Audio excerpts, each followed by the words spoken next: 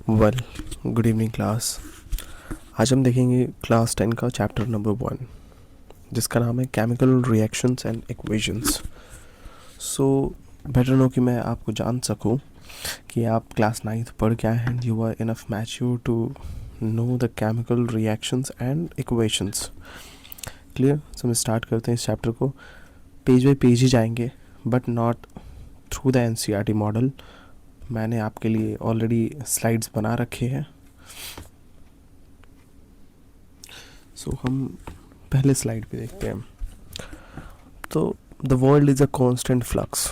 It means that कि जो world है इसमें चेंजेस होते रहते हैं। और हम चेंज किसको कहते हैं, व्हाट डज इट मीन कि चेंज होता क्या है? तो चेंजेस बेसिकली कोई भी ओरिजिनल सामान जो अपने इनिशियल स्टेज में होता है, इनिशियल स्टेज में अगर वो चेंज होता है, मीन्स उसका इनिशियल जो सब्सटेंस रहता है, फंडामेंटल जो सब्सटेंस होता है, उसमें ज़रा भी बदलाव हम देखते हैं तो हम क्या कहते हैं? अरे केमिकल रिएक्शन हो गया, चेंज हो गया, केमिकल रिएक्शन हो गया। फॉर एग्जांपल मिल्क का एग्जांपल लेते हैं। Okay, milk normal room temperature पे रहता है। अगर वो मिल्क ख़राब होता है तो वो खट्टा हो जाता है या फट जाता है। तो मिल्क का फट जाना क्या है फिर? It's a chemical change. It's chemical change. Same example लेते हैं रस्टिंग का। What means rusting? रस्टिंग का मतलब होता है अगर आयरन को आप कभी, यहाँ पे तो मैंने एग्जांपल नेल का लिया है। नेल, आयरन बहुत सारी चीज़ें होती हैं। आयरन को अगर आप बाहर कहीं रखते हैं, उस पर धूप लगेगा, पानी आएगा, डस्ट बैठेगा, सो ये सब मिल के आयरन को क्या करते हैं? आयरन के ऊपर रस्ट बना लेते हैं। उसी रस्ट को हम कहते हैं रस्टिंग। ठीक है, पानी की वजह से हो जाता है, बेसिकली रस्टिंग कहते हैं।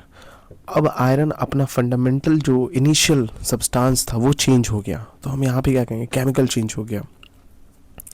क्लियर? ग्रेप्स का एग्जांपल लेते हैं। ग्रेप्स अगर सड़ जाता है तो उसको फर्मेंटेशन कहते हैं। वो अपना फंडामेंटल जो चीज़ है उसको खो देता है और वो चेंज हो जाता है, तो उसको हम केमिकल चेंज कहते हैं। क्लियर? ऐसे ही हमारे बॉडी में होता है, डाइजेशन होता है। डाइजेशन जो आप खाना खाते हैं आप रोटी खाते हैं, तो वो रोटी चेंज होता है, चेंज होके आपको ग्लूकोज बन के आपके शरीर में लग जाता है। Clear? Now the core mechanism क्या है? इसका कोर मैकेनिज्म क्या होना चाहिए? तो कोर मैकेनिज्म क्या है? Reactions involve the breaking and making of bonds between atoms to produce entirely new substances. Clear? What it mean is that कि रिएक्शन क्या होता है? रिएक्शन में ब्रेकिंग डाउन होता है और मेकिंग होता है बॉन्ड्स का। ये बॉन्ड्स, मान लेते हैं 2 एटम है, इनके बीच का बॉन्ड है, ये इनके बीच का ये बॉन्ड है।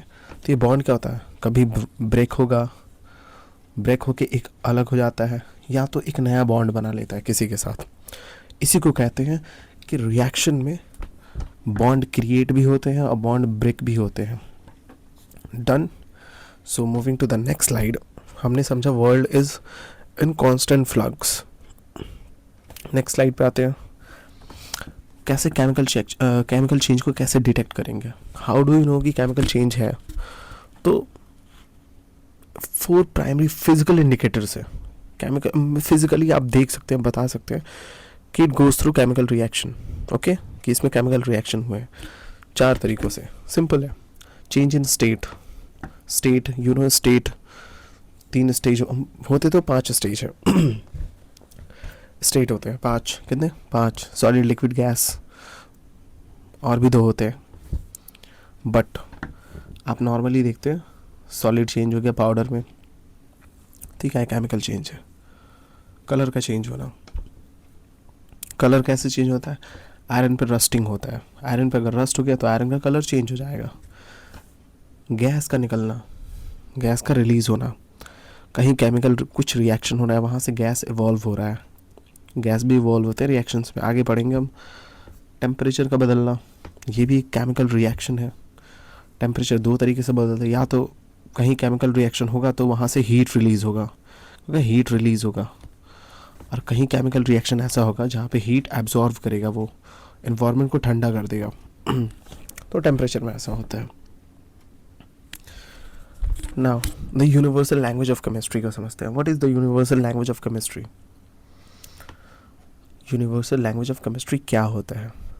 अगर कहीं पे केमिकल रिएक्शन हो रहा है, यहाँ हम एग्जाम्पल से लेके बताते हैं, कहीं केमिकल रिएक्शन हो रहा है तो यू नो एक चीज़ कहते हैं, अगर 1 kg दूध, मेरा 1 kg दूध बर्बाद हो गया ड्यू टू केमिकल, मतलब उसमें केमिकल रिएक्शन हो गया, 1 kg दूध बर्बाद हो गया, तो केमिकल रिएक्शन होने के बाद क्या दूध आधा किलो हो जाएगा?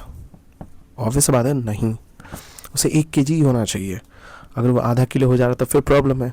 सो यहाँ पे भी तो केमिकल रिएक्शन जब होता है तो एज अ एटॉमिक लेवल पे हम देखते हैं कि रिएक्शन होने से पहले और रिएक्शन होने के बाद इक्वेशन क्या हो? बैलेंस्ड होना चाहिए balanced. A chemical equation is a short hand representation of a reaction. हम इसको केमिकल फार्मूला से दिखाते हैं। कैसे? फॉर एग्जांपल मैग्नीशियम को लेते हैं, ऑक्सीजन के साथ रिएक्शन कराते हैं, मैग्नीशियम हमारा ऑक्सीजन के साथ रिएक्ट किया, इसने एक सब्सटेंस बनाया MgO, मैग्नीशियम ऑक्साइड, क्या बना दिया? Magnesium oxide. So this is chemical reaction, okay. But is one thing आप यहाँ पे देख सकते हो, बैलेंस में मैंने ट्राई किया दिखाने को कि आप समझ सकें। 2 ऑक्सीजन के एटम्स है, एक मैग्नीशियम का इस साइड है, रिएक्शन होता है तो रिएक्शन के बाद क्या होता है? यहाँ एक मैग्नीशियम है और एक ऑक्सीजन है, तो क्या ये बैलेंस्ड है? नहीं, इट इज़ नॉट बैलेंस्ड। तो इसके लिए अब हम देखते हैं बैलेंस्ड इक्वेशन कैसे हम बैलेंस करते हैं।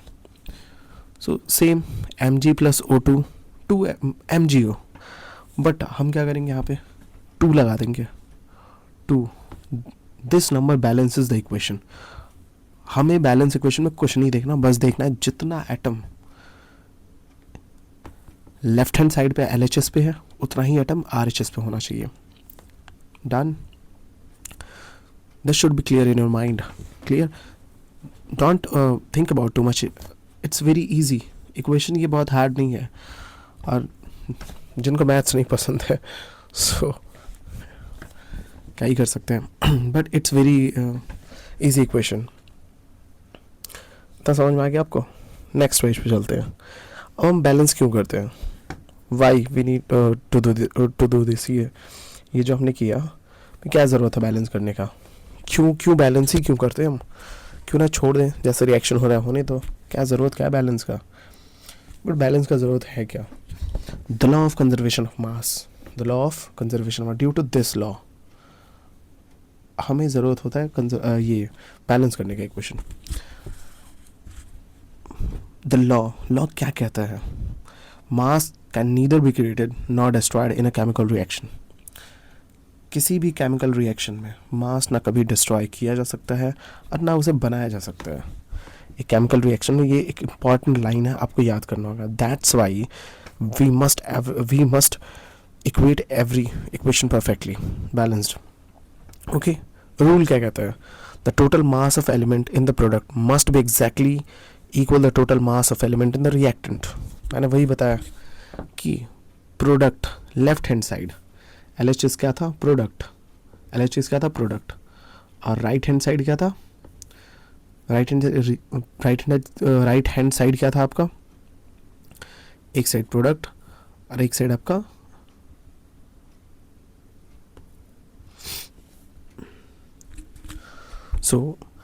जो LHS साइड है, reactants should be equal to RHS। यही मैंने बताया था, product. Okay, reactant should be equal to products. अब क्या होता है, रियलिटी क्या होता है? रियलिटी बैलेंस करने का कि एटम्स मैजिकली कोई गायब नहीं हो जाते, डिसअपीयर नहीं हो जाते रिएक्शन के टाइम में।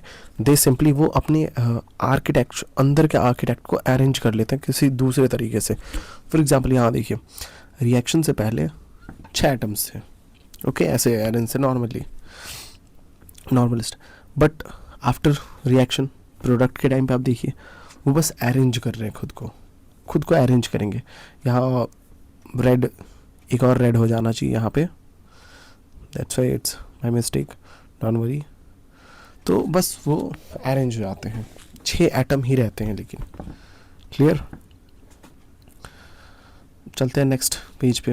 हाउ टू बैलेंस कैसे करते हैं? पहला आता है हीट एंड ट्रायल एल्गोरिथम, जैसे मैंने किया, आपको दिखा कि हीट एंड ट्रायल कि आप जो नंबर डालोगे वो हो जाएगा। अब करते कैसे? अनबैलेंस्ड इक्वेशन हमारे सामने एक दिया है, Fe + H2O, iron + H2O, ferric oxide, Fe3HO4 + hydrogen gas release कर रहे हैं। अब इसको बैलेंस कैसे करते हैं, फार्मूला को देखिए आप ज़रा, Fe प्लस H2O, Fe3O4। अगर आप रिएक्टेंट साइड देख रहे हैं, इस साइड देखिए Fe कितना 1, बट इस साइड देखिए Fe कितना है 3, H कितना है 2 और O कितना है इस साइड 1, और इधर O कितना है 4 है, इधर हाइड्रोजन 2 है। क्लियर। अब हम करेंगे कैसे, सिंपली हम heat and trial method use करेंगे। क्या हीट एंड ट्रायल, अब ये होता कैसे है, अगर मैं एक चीज़ बताऊँ आपको,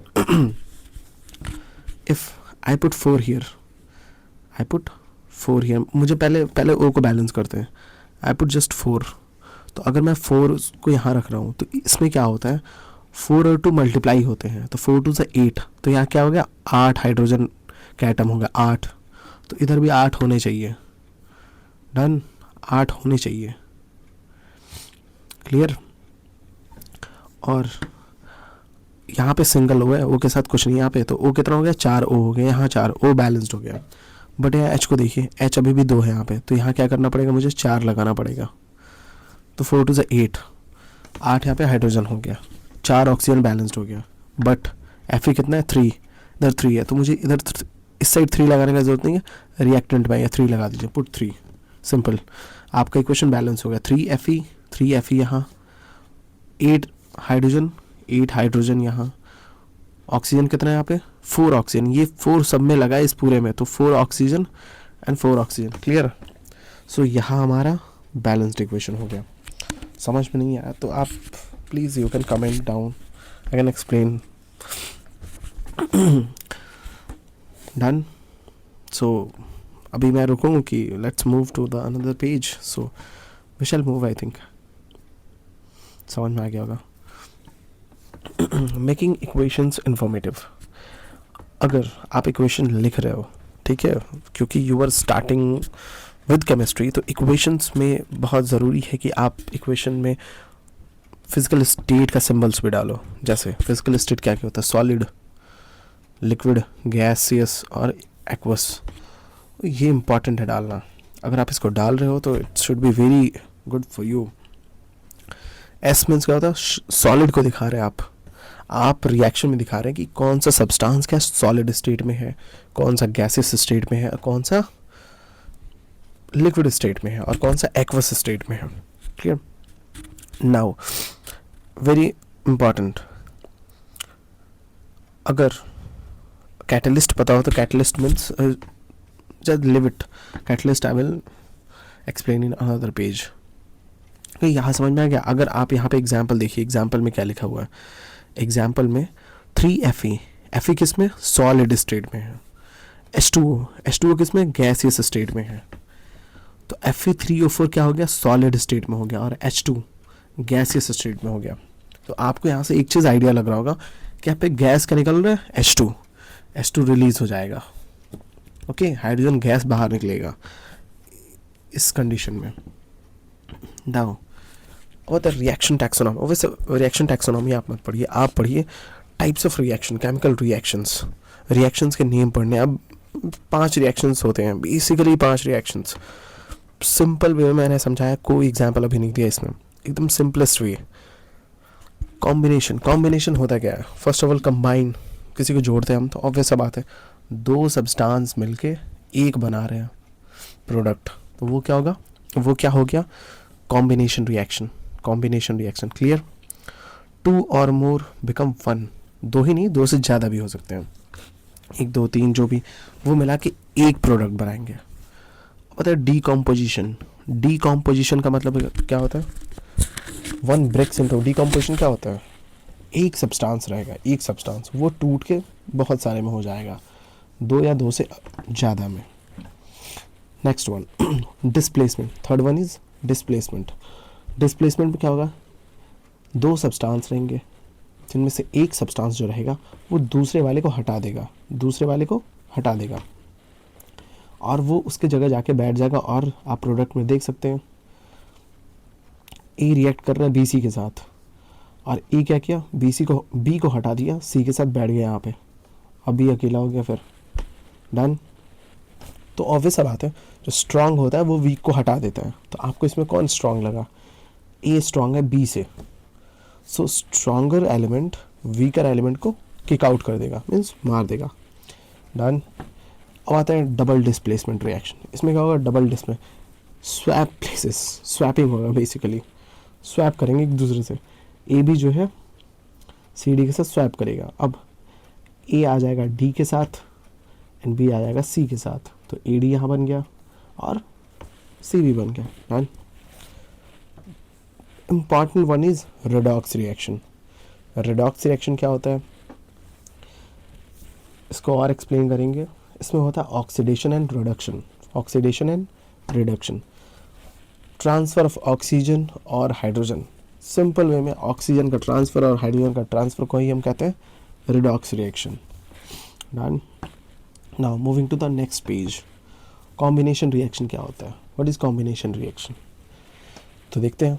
टू और मोर सब्सटेंस, यहाँ लिखा हुआ definition, two or more substance combine to form a single product is called combination reaction. दो और दो सब्सटेंस हैं वो कंबाइन करते हैं और एक सिंगल प्रोडक्ट बनाते हैं। एग्जाम्पल में देखिए, CaO calcium oxide plus hydrogen plus water मिलके क्या बना रहे हैं? CaOH का whole twice plus heat release कर रहा है। क्लियर? हीट को रिलीज कर रहा है। आप एक गौर से देखिएगा, हीट रिलीज हो रहा है। Done. Now C plus O2 CO2 बना रहा है। ये क्या है? कार्बन प्लस ऑक्सीजन मिलके क्या बना दिया? Carbon dioxide. ये भी गैस है, निकल जाएगा। तो दो रिएक्शन से आपको क्या समझ में आया? दो सब्सटेंस है मिलके क्या बना रहा है? एक सब्सटेंस, और इसमें हीट ही बाहर आ रहा है। ये जो प्रोसेस हो रहा है C प्लस O2, ये बर्निंग कोल का प्रोसेस है। क्लियर? बर्निंग कोल का प्रोसेस है। अब इसमें होता क्या है, यहाँ पे भी आप देखिए हीट बाहर आ रहा है। तो इस जो रिएक्शन है इसको तो कॉम्बिनेशन रिएक्शन कहते हैं। तो कॉम्बिनेशन रिएक्शन में एक और प्रोसेस आ जाता है, छुपा हुआ प्रोसेस, उसको कहते हैं एक्सोथर्मिक। एक्सोथर्मिक का मतलब क्या होता है? एक्साइल या एक्सो, ओके, ये सब क्या है? बाहर रिलीज होने को कहते हैं। एक्सो प्लैनेट कहते हैं ना, प्लैनेट जो हमारा प्लैनेट है उसको एक्सो, उसके बाहर जो प्लैनेट आता है एक्सो प्लैनेट कहते हैं। तो एक्सो वर्ड जब भी आता है तो रिलीज करना हो जाता है किसी भी चीज़ को। यहाँ पे एक्सोथर्मिक वर्ड आ रहा है, एक्सोथर्मिक रिएक्शंस। तो इस रिएक्शन जो यहाँ रिएक्शन हमने पढ़ा कॉम्बिनेशन में, इस रिएक्शन में एक छुपा हुआ रिएक्शन आता है एक्सोथर्मिक। जब भी दो प्रोडक्ट मिलते हैं तो अगर कोई हीट रिलीज हो रहा है, किसी प्रोडक्ट के मिलने से हीट रिलीज हो रहा है, तो उसको हम एक्सोथर्मिक प्रोसेस भी कहते हैं, एक्सोथर्मिक रिएक्शन भी कहते हैं। Exothermic reaction example, daily life से एग्जाम्पल लेते हैं। हमारे बॉडी में रेस्पिरेशन प्रोसेस होता है, हमें क्या मिलता है? एनर्जी मिलता है। बहुत सारे रिएक्शंस होता है, एनर्जी मिलता है। बर्निंग ऑफ नेचुरल गैस का बर्न होता है, मीथेन बाहर आता है। डिकम्पोजिशन होता है कंपोस्ट का, उससे क्या होता है? उससे क्या होगा? हीट बाहर आएगा। जब भी हीट रिलीज हो किसी भी प्रोसेस में तो उसे क्या कहेंगे? एक्सोथर्मिक। डन।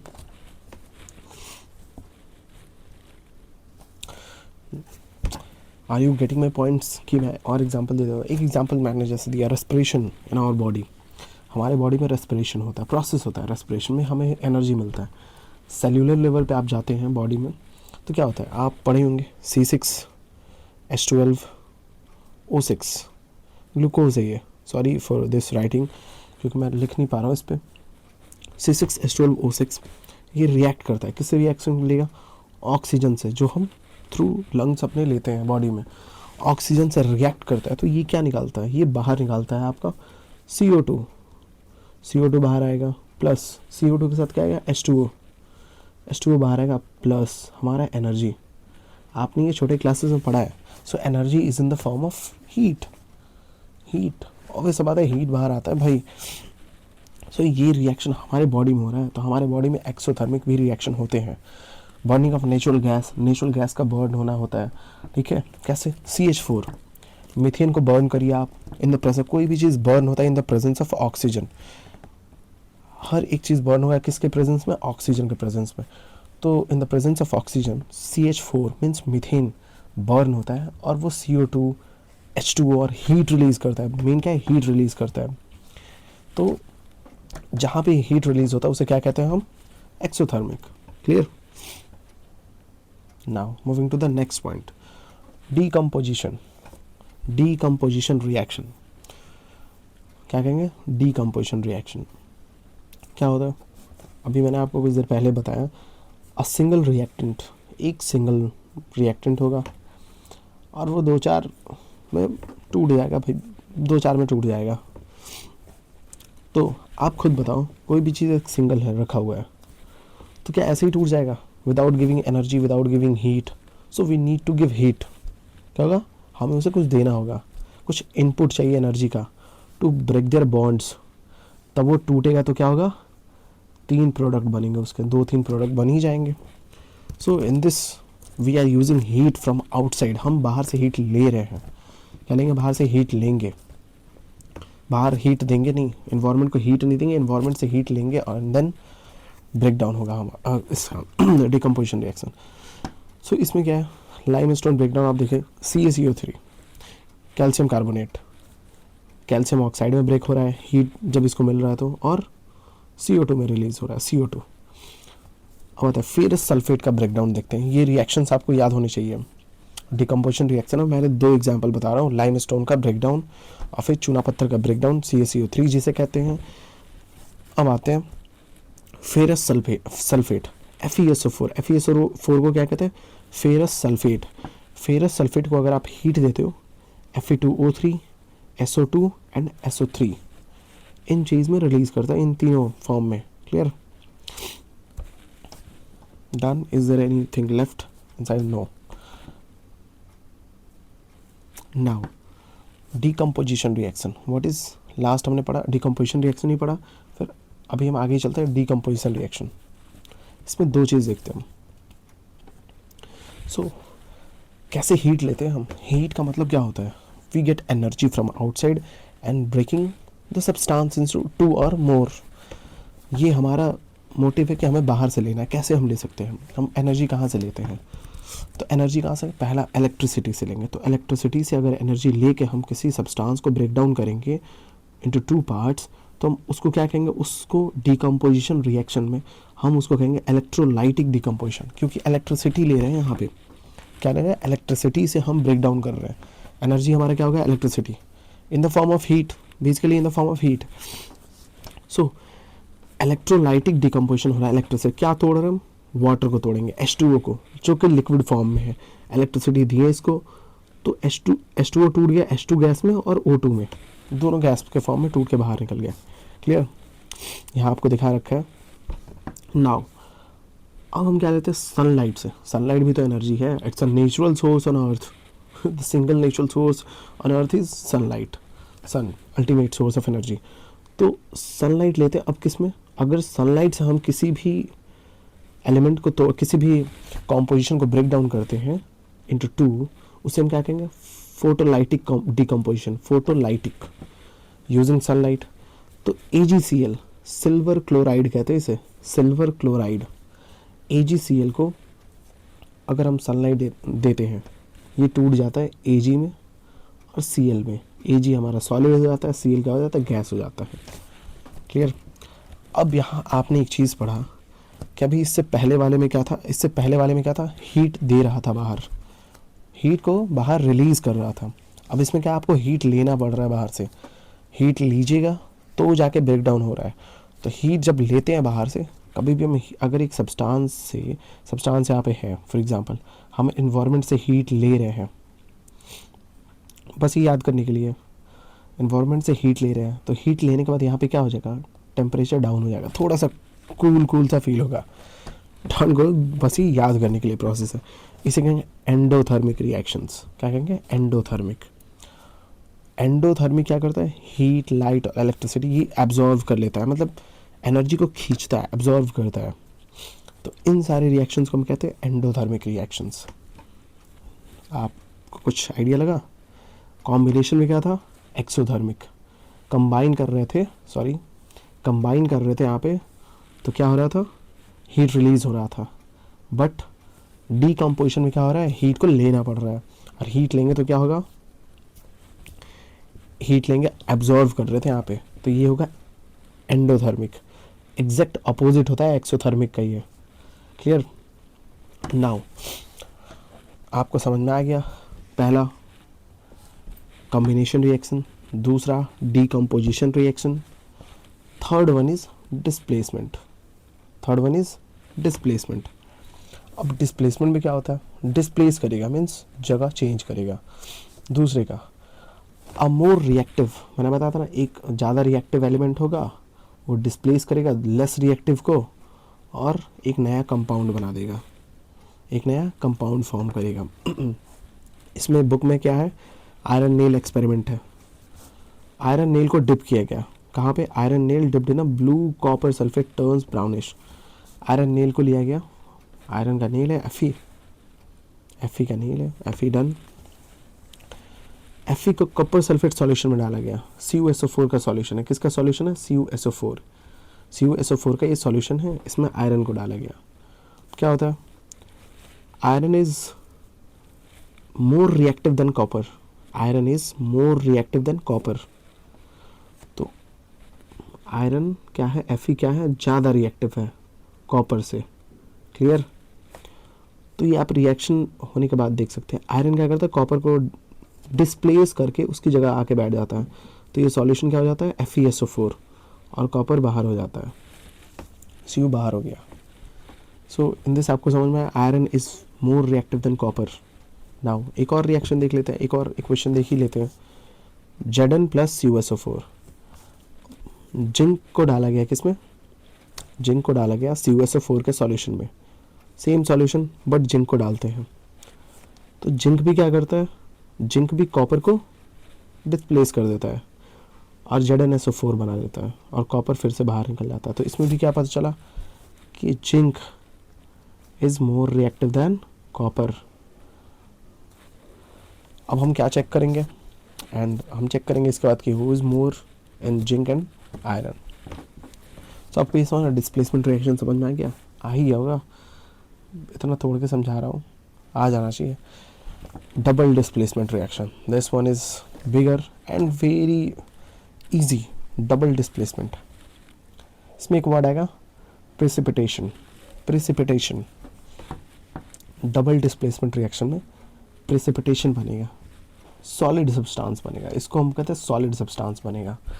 कहाँ बनेगा, चलिए देखते हैं, let's check out. Double displacement में क्या होगा, यहाँ होगा स्वैप, एक्सचेंजेस, क्या होंगे, एक्सचेंज होंगे, एक दूसरे से एक्सचेंज करते हैं। यहाँ आप देख सकते हैं AB और CD एक साथ है। अब क्या होगा, A किसके साथ चला जाएगा, B के साथ, A किसके साथ चला जाएगा, D के साथ चला गया, यहाँ पे A D को ले गया, C B को ले गया, डन। सो ये रिएक्शन हो गया, ये रिएक्शन के बाद ये लोग चेंज कर ली जगह, एक्सचेंज हो गया। अब इसमें क्या होता है,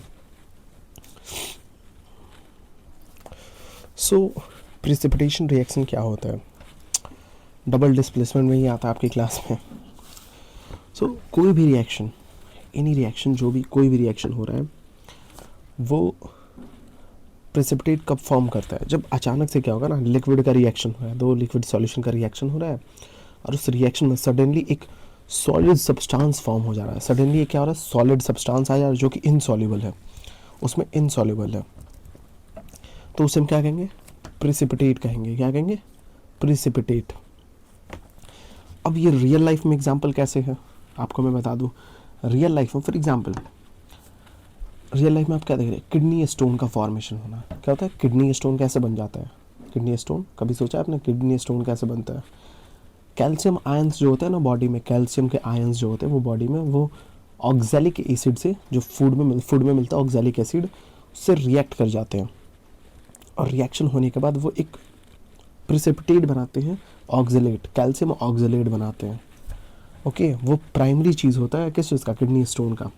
सो बहुत सारी एग्जांपल्स हैं, बट यहाँ आपको देखना दिस वन आप खुद देख लीजिए। डबल डिस्प्लेसमेंट रिएक्शन में Na2SO4, 2 बड़ा हो गया, ये 4 भी नीचे रहेगा, 2 ज़्यादा बड़ा हो गया। Na2SO4 एक्वस सॉल्यूशन है, एक्वस है। BaCl2 ये भी एक्वस है, ये डिस्प्लेस और डबल डिस्प्लेसमेंट हो रहा है, तो Na आ जाएगा Ba की जगह पे, आ गया। यहाँ पे देखिए NaCl2 डन। अब क्या होगा, Cl जो होगा वो Na की जगह आ जाएगा, सॉरी Cl कह रहा हूँ, Ba क्या हो जाएगा, Na की जगह आ जाएगा, तो BaSO4 क्या होगा, BaSO4। अब BaSO4 जो है वो सॉलिड सब्सटेंस है, इनसॉल्युबल है, यहाँ पे क्या है, इनसॉल्युबल है। सो BaSO4 क्या हो गया, प्रेसिपिटेट हो गया, done. Is there any doubt? So next पे चलते हैं। Next one is redox reaction. It is very important for exam and many things, बहुत इंपॉर्टेंट है ये रेडॉक्स रिएक्शन। इसी को ऑक्सीडेशन एंड रिडक्शन कहते हैं, ऑक्सीडेशन एंड रिडक्शन। ये क्या एक पैरेलल प्रोसेस है, ये दोनों एक साथ होता है, ये एक पैरेलल प्रोसेस है। अगर रिएक्टेंट क्या होता है ना, कि अगर एक रिएक्टेंट ऑक्सीडाइज्ड हो गया तो दूसरा क्या होगा, रिड्यूस्ड हो जाएगा ऑटोमेटिक। फिर यहाँ देखते हैं हम कैसे। यहाँ इस डायग्राम को अच्छे से देखिएगा, क्योंकि याद करने में बहुत हेल्प करेगा, बहुत नहीं तो फिर बहुत प्रॉब्लम हो जाएगी आपको अगर ये याद नहीं हुआ तो। ऑक्सीडेशन कहते किसे हैं, पहला गेन ऑफ ऑक्सीजन। अगर रिएक्टेंट में जो सब्सटेंस है, अगर यहाँ प्रोडक्ट में जाने के बाद उसके पास ऑक्सीजन आ गया तो इस सब्सटेंस का क्या हो गया, ऑक्सीडेशन हो गया। तो यहाँ ऑक्सीडेशन किसका हो रहा है, H2 का क्या हो गया, H2 का क्या होगा, ऑक्सीडेशन हो गया, क्योंकि H2 को क्या मिल गया, ऑक्सीजन मिल गया। क्लियर? और यहाँ आप एक और देख सकते हैं CuO, कॉपर ऑक्साइड। क्या है, कॉपर ऑक्साइड। कॉपर ऑक्साइड जो रिएक्टेंट साइड में है, आप इसके पास देखिए ऑक्सीजन है, अब इसके पास प्रोडक्ट में क्या आ रहा है, ऑक्सीजन है नहीं, ये ऑक्सीजन लूज़ कर दिया अपना। तो जब ये ऑक्सीजन लूज़ कर दिया तो CuO क्या हो गया, रिड्यूस्ड हो गया। क्या हो गया, रिड्यूस्ड हो गया। और ये रिड्यूस्ड हो गया और ये ऑक्सीडाइज्ड हो गया, H2। रिड्यूस्ड कैसे हो गया, CuO था फिर Cu हो गया। तो रिडक्शन का क्या है, द लॉस ऑफ ऑक्सीजन। समझ में आया, इतना समझ में आया। गेन ऑफ ऑक्सीजन को बोलते हैं ऑक्सीडेशन और लॉस ऑफ ऑक्सीजन को कहते हैं रिडक्शन। क्लियर? नेक्स्ट में हम और समझ लेते हैं इसको और अच्छे से। रेडॉक्स रिएक्शन क्या है, एक पैरेलल प्रोसेस है, ये दोनों एक साथ होता है। क्या होता है, ये दोनों एक साथ होगा, एक साथ ही प्रोसेस होगा। Now moving to the next page. अब आते हैं, ये द मेन है टॉपिक, लास्ट है, क्योंकि अगर मैं पेज बाय पेज पढ़ाता तो ये बहुत लंबा चैप्टर हो जाता, और सारे पेजेस का मैंने क्रक्स निकाल के आपके सामने पीपीटी के फॉर्म में रख दिया है। अब हम देखते हैं everyday consequences of corrosion. Everyday मतलब हर दिन क्या होता है। एक टॉपिक आएगा कोरोजन और रैंसिडिटी, इसके बाद क्या आएगा, रैंसिडिटी। कोरोजन का मतलब क्या हो जाता है, corrosion when a refined metal is continuously attacked by environmental substances. अगर कोई मेटल है, रिफाइंड मेटल, कोई भी मेटल है, वो एनवायरमेंटल सब्सटेंसेस से बार बार अटैक हो रहा है। For example moisture, acids, oxygen. हमारे एनवायरनमेंट में हर सारी चीज़ें हैं, मॉइस्चर भी है, एसिड्स भी है, ऑक्सीजन भी है, तो उसे डिग्रेड कर देता है, ख़राब कर देता है। उसी को हम क्या कहते हैं, कोरोजन। बहुत सारा चीज़ आप देख सकते हैं। आयरन, आयरन पे अगर मॉइस्चर लगते जाए तो आयरन क्या हो जाएगा, रस्ट पकड़ लेगा। रेडिश ब्राउन कलर का हो जाता है, आप देखते हो, या आप अपने साइकिल को रख दो, बाइक्स को रख दो कहीं पे, कुछ मंथ्स के लिए पानी पड़ेगा, वो ख़राब हो जाता है, रस्टिंग हो जाता है। कॉपर, कॉपर क्या होता है, कॉपर ग्रीन कोटिंग हो जाता है कॉपर के ऊपर, ग्रीन कलर का, रिएक्ट कर जाता है, ये रिएक्शन होने लगता है ये मॉइस्चर से, कॉपर का। मैंने भी कॉपर पहन रखा है, इससे थोड़ा बहुत तो हो जाता है ग्रीनिश कलर का स्किन पे भी ना। सिल्वर, सिल्वर तो आजकल तो बहुत ट्रेंड में है, सिल्वर का रेट भी बहुत हाई है, कभी हाई 4 lakhs, घट गया क्या 240। सो सिल्वर पे क्या होता है, डल ब्लैक कोटिंग हो जाता है, किसकी वजह से, ब्लैक कलर का हो जाता है, ये होता है मॉइस्चर की वजह से। आपके पास ख़राब सिल्वर नहीं है, डोंट वरी, वो ब्लैक कोटिंग किस लिए हो जाता है, मॉइस्चर की वजह से हो जाता है। डन। अब आता है सो मैक्रो इम्पैक्ट क्या होता है इसका, एकदम मैक्रो लेवल पे इम्पैक्ट क्या होता है, atomic level oxidisation. Atomic level पे क्या होता है ना, कोई ब्रिज हो गया, बहुत बड़ा ब्रिज, वो कोलैप्स कर जाता है अगर बहुत सालों तक उसका मेंटेनेंस ना किया जाए। आयरन ब्रिजेस, शिप्स, आयरन के रेलिंग्स जो होते हैं, ब्रिजेस होते हैं, ये सब रिपेयर मांगते हैं, बहुत ज़रूरी होता है रिपेयरिंग, अदरवाइज़ वो कोलैप्स हो जाएगा। नाउ प्रिवेंशन क्या है, बचने का तरीका क्या है? आप पेंट लगा सकते हैं, ऑयलिंग कर सकते हैं, गैल्वनाइजेशन कर सकते हैं। गैल्वनाइजेशन का मतलब क्या होता है? अपने मेटल पे आप जिंक का कोटिंग चढ़ाएं, जिंक जेडन का अगर कोटिंग करते हैं आप अपने मेटल पे, उसी को हम कहते हैं प्रोसेस को गैल्वनाइजेशन। ओके, ये आपको बचाता है किससे? ऑक्सीजन एंड मॉइस्चर से, एंड आप काफ़ी दिन तक एक्सटेंड कर सकता है लाइफ साइकिल को। नाउ एवरीडे कंसिक्वेंसेस जो हमारे घर में देखा जाता है, rancidity, the slow oxidation of fats and oils in food when expose to ambient air. थोड़ा बहुत भी एयर में आप कुछ भी सामान को बाहर रख देते हैं तो उसका स्लोली ऑक्सीडेशन हो जाता है, फैटी सामान का, ऑयल्स का ऑक्सीडेशन हो जाता है। कैसे होगा? यहाँ मैंने एक एग्जांपल दिया है, मान लेते हैं चिप्स का पैकेट है। कौन सा चिप्स आपका? लेज़ का चिप्स सब कोई खाता है, लेज़। सो ये चिप्स का पैकेट है। चिप्स का पैकेट पूरी तरह से पैक्ड होता है। अगर इसको पैक करके इसमें चिप्स रख दिया जाए तो ये ख़राब हो जाएगा। क्यों? बिकॉज कहीं ना कहीं से तो हवा चला ही जाएगा इसमें। तो हम क्या करते हैं? N2 नाइट्रोजन गैस भर देते हैं किसमें? चिप्स के पैकेटों में। इसके वजह से क्या होता है? इनका जो लाइफ साइकिल है बढ़ जाता है, चिप्स का लाइफ साइकिल। और ये पैकेट की वजह से ये बाहर से जो मॉइस्चर, जो ऑक्सीजन है, ये अंदर जा नहीं पाता, से इनका लाइफ साइकिल बढ़ जाता है। नाउ फंडामेंटली इफ़ेक्ट क्या होता है? रैंसिडिटी होने की वजह से क्या होता है? फूड का टेस्ट चेंज हो जाएगा, ख़राब हो जाएगा, खाने लायक नहीं बचेगा, स्मेल करेगा। अब हम इसे बचने के लिए क्या करते हैं? क्या बचने के लिए करेंगे? तो just we add antioxidants. Antioxidants मिला देते हैं हम फूड में। तो एंटीऑक्सीडेंट्स क्या हो गया? एक तो मैंने अभी बता दिया, नाइट्रोजन, N2 एंटीऑक्सीडेंट है, इसलिए पैकेट में हम लोग भर देते हैं। फिजिकल बैरियर क्या है? एयर टाइट कंटेनर, आजकल चला ना एयर टाइट कंटेनर, ऐसे पूरा एकदम एयर टाइट वाला, तो उसमें आप सामान रख दीजिए, फिजिकल बैरियर लगा दीजिए। डन। यहाँ पे एटमॉस्फेरिक कंट्रोल, नाइट्रोजन को फ्लश कर दीजिए पैकेट्स में, जस्ट लाइक केमिकल शील्डिंग। ये भी हो गया कि आप नाइट्रोजन को भर दे रहे हैं पैकेट्स में, और इससे क्या होगा? नाइट्रोजन एक अनरिएक्टिव है, बिल्कुल रिएक्शन नहीं करता। So this chapter ends here. अब आपको क्वेश्चंस पूछे जाएंगे। क्वेश्चंस क्या है? What are the question? Let's check out these questions. देखते हैं। ये क्लास 10 का केमिस्ट्री का previous year questions, I think, हाँ previous year. What is the observed when lead nitrate solution is mixed with potassium iodide? Write the equation. आप equation लिखिए। Action of steam on iron, अभी मैंने बताया। Ferrous sulphate का heating process लिखिए। Observation यहाँ पे। डिस्प्लेसमेंट रिएक्शन को आप डिफाइन करिए। प्रोवाइड वन केमिकल रिएक्शन, मैंने दो बताया आपको। प्रेसिपिटेट बताइए क्या होता है। ऑक्सीडेशन बताइए, डिफाइन ऑक्सीडेशन। दो तरीके से आप डिफाइन कर सकते हैं ऑक्सीडेशन को। Now water oil containing food products flushed with nitrogen. Oil containing food क्या होता है? अभी एग्जांपल मैंने दिया आपको। Explain corrosion of iron with reaction, अभी लिख के मैंने आपको बताया था कुछ देर पहले। क्लियर? तो ये सारे टॉपिक्स हैं मेन जो आपके एग्जाम में पूछे गए हैं। डेट्स देख लीजिए आप। So it's very important for you कि जस्ट डू दिस क्वेश्चंस। और भी क्वेश्चंस हैं यहाँ पे, लॉन्ग वाले क्वेश्चंस हैं, सो पढ़ लीजिए और इसको इम्पॉर्टेंट न करना।